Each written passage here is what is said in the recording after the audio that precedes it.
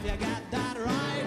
He just might take a break from giving babies malaria and pop down to your local area to fix the cataracts of your mouth. Okay, so let's just get right into this. Make this quick and snappy. Baby with malaria. Okay, so I'm not a fan of the hashtag pray for this and that stuff that this song here seems to, you know, allude to. But also, it's touching on this whole problem of evil, problem of suffering thing as well, isn't it? Take a break from giving babies malaria. Now, there is such a thing as moral evil. Okay, we have moral evil, that for which men and women are themselves responsible, but then we also have natural evil, like diseases and natural disasters, and this is what this song refers to when it talks about babies with malaria. Okay, so recently in Italy, nearly 300 people died as a result of an earthquake. Now, earthquakes happen because of the movement of tectonic plates. Now, this is something that needs to happen for life to be sustained on this planet. It's connected to the production of carbon dioxide and other processes that are necessary for life. So on the one hand, tectonic plates give us life, and on the other hand, they destroy life when we build our houses on their boundaries. So, what's going on here? Well, we live in a world where fire burns hot. The same fire that cooks your food also will burn your flesh. So, I mean, it's one of these things, isn't it? It's just the way we live. We wouldn't exist in any other kind of fantasy, snowflakey, wrapped in cotton wool planet. This is the planet we find ourselves on. And so, in the same world where there is kindness, friendship and compassion, there's also spite, vindictiveness and torment. I mean, just think how many children will have died from preventable diseases before you finished watching this video. And so, you know, it really makes us ask the question, can any sense be made of this? Now, this isn't something that stuns Christians. Christians know hardship, you know what I mean? Our Lord Jesus Christ was killed in the most horrible of circumstances, so you're not exactly making us, oh my goodness, bad things happen in this world, what? That's, you know, that's not, you know, Christian theologians and philosophers dealt with this centuries ago. But as an atheist, you're too smug and, you know, self-centered to go and search out that information, aren't you? So you come here. You come here to the source, okay? The source of all knowledge. Basically, you know, the question I ask is there any hope? And I believe that there is, and that hope is in God, and in the fact that He's suffered with us. He suffers in humanity, but also, you know, as much as there is hurt and suffering in this world, there's also much love and, as I say, hope resonating in the human heart. And I believe that ultimately comes from God. It's not one of these questions you can answer, and it's not something you can respond to and just make everything okay.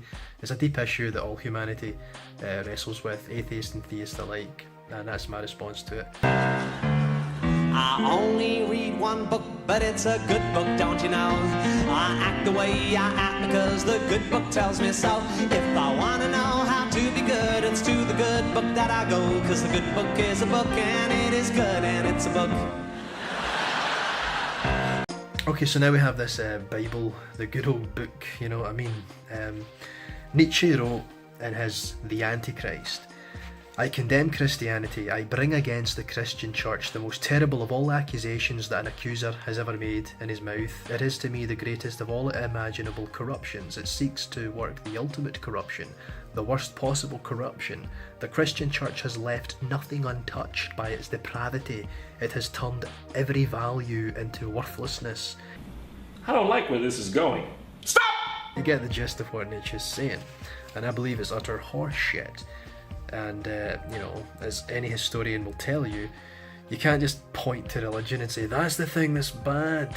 No, there's so much more going on in terms of social and political dynamics, you know, and how that's all enmeshed and conflicting. And in any case, any charge against Christendom cannot be made against the teachings of Christ himself.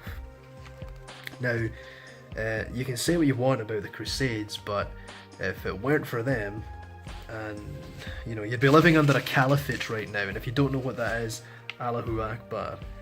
And when you take into consideration the Spanish Inquisition and the Roman Inquisition, you're talking about 800, maybe 900 people were executed, and of course no excuse can be made for executing someone for faith in God. But what I mean to say is we need a sense of proportion and perspective about all this, because when we look at the crimes that have been committed with the secular philosophies of the so-called enlightened 20th century, I mean, we're talking about the bloodiest period in the history of all humanity, with tens, hundreds of millions being killed in just unprecedented levels. So that's what your atheism brings you, your Maos, your Pol Pots, your killing fields of Cambodia. Oh, you people are detestable. I'm just playing, it's not you. Anyway, the point here isn't atheists cannot be good.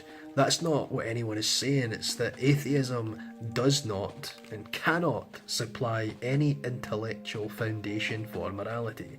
You don't get morality from I don't believe in God. And many hardline atheists like John Gray, like Nietzsche, will tell you that. And there's a lot of advantages to being religious, such as the effects it has on mental and physical health. Professor Adam Sims brings this up, and if the findings were contrary, then you better believe that on the front page of every newspaper it would be published, religion is bad, because what the left-wing media are like, detestable. And you can't forget about the civilizing effect of the Judeo-Christian ethic, Again, that's something that many atheist sociologists and historians will comment on. Obviously, one of the most famous being Jürgen Habermas, but also there was a columnist and for the Times, Matthew Paris, made a comment on this as well when he was in Africa and saw the missionary work going out there. And we can't forget about the Catholic Church, who gave us the public hospital and the modern university, and then of course you have all your Christian Scientists, not the Christian Scientists cult, but scientists who are Christians, who revolutionised and advanced the frontier of science, everything from chemistry to computer science.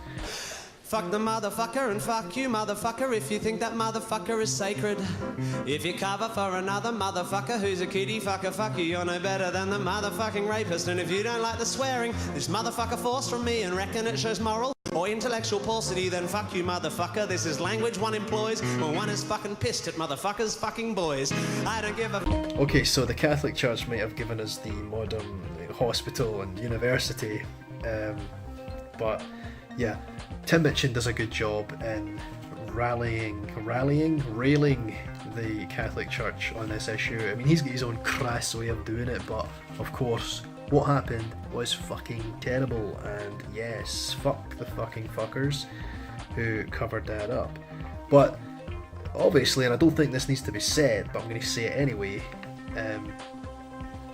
obviously, diddling children is not a tenet of the Christian Church. It's not a teaching of Christ. It's not in the Bible. In fact, Jesus Christ himself said that if you should hurt one of these little ones, it would be better for you to tie a millstone round your neck and cast yourself into the sea.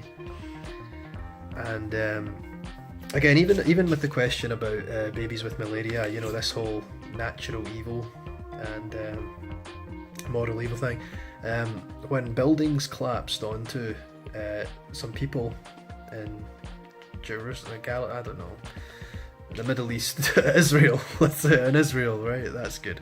When a building fell on people, some people, one of Jesus' followers made the comment, oh, well, these sinners? Is that why that happened? And Jesus said, no, they didn't die because they were sinners. They died because a building fell on them.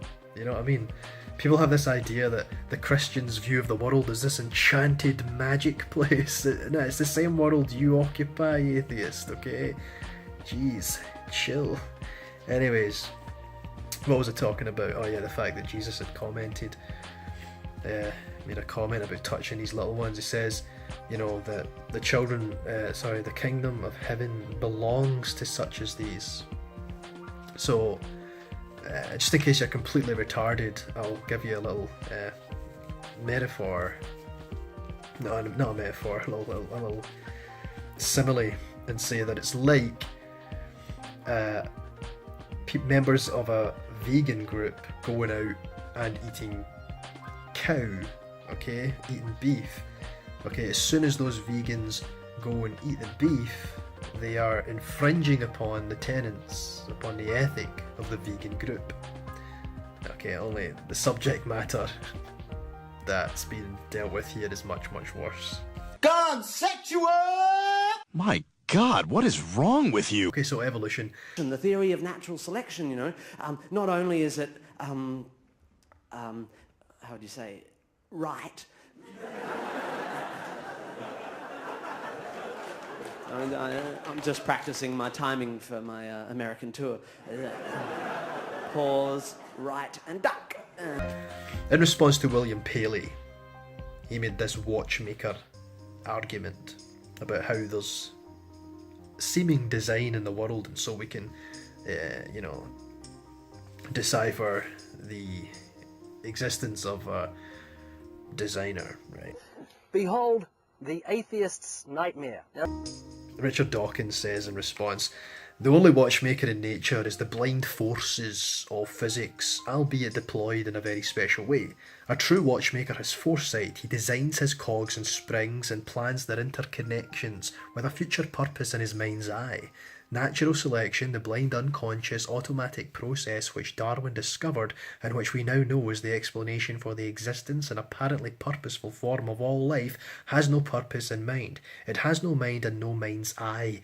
It does not plan for the future. It has no vision, no foresight, no sight at all. If it can be said to play the role of a watchmaker in nature, it is that of a blind watchmaker.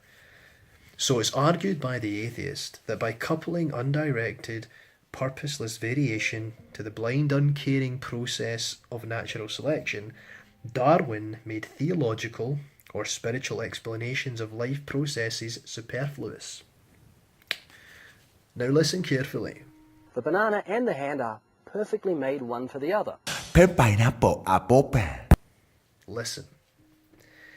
The idea that God and biological evolution are mutually exclusive, and I say this because that's the thing that cinches it for a lot of atheists. You know, they thought because we have a law, we have a natural law, we have this observation of evolution, that God disappears. They atheists make the mistake. They're the bad theologians because they subscribe to the God of the gaps. They think the more we observe and write about the universe, the more laws, natural processes happening. The more we notice these things and jot them down, the less likely it is that there's a God. See, that's God of the gaps, and any theist worth their salt doesn't hold to that, doesn't subscribe to that. So the idea that God and biological evolution are mutually exclusive alternatives implies, first of all, that God and evolution belong to the same category of explanation. But this is plainly false. A category mistake is being committed. Evolution purports to be a biological mechanism, and those who believe in God regard him as a personal agent who, among other things, designs and creates mechanisms. So the existence of a mechanism is not in itself an argument for the non-existence of an agent who designed the mechanism. Okay, so you have the laws of nature in the world, in the natural universe, okay? Now they don't, it's like Sir Francis Whittle and physics and the engine. Okay, so if you look at the jet engine, and you could describe it in terms of, mechanics and physics and stuff like that, right? That's the laws, that's how it works. But Sir Francis Whittle is the agency behind it. He's the one that puts all these things together to make them work. Okay? It's a simple, crude analogy to help you get your mind round about it, you retarded atheists. I'm just playing. Anyway, I hope this was entertaining for you. It wasn't for me, and I don't think it would be for you, but it's informative. It's informative, and hopefully I'll get this up and running sometime soon. Okay, take care, bye. But God could be funny at a cocktail party while listening to a good goddamn joke. Or when the crazy say he hates us and they get so red in the head you think they're about to choke. God could be funny when told he'll give you money if you just pray the right way. And when presented like a genie with his magic like Houdini, or grants wishes like Jimmy